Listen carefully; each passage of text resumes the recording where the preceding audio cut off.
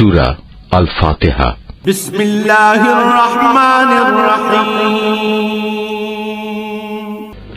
রহমান রহিম আল্লাহ তাআলার নামে শুরু করছি।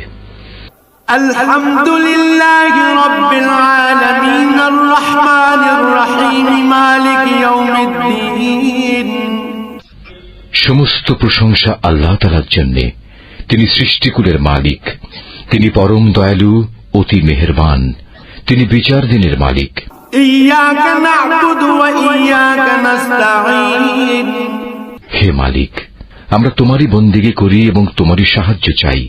ইহদিনাস সিরাতাল মুস্তাকিম সিরাতাল্লাযীনা আন'আমতা আলাইহিম গায়রিল মাগদুবি আলাইহিম ওয়ালাদ-দাল্লিন।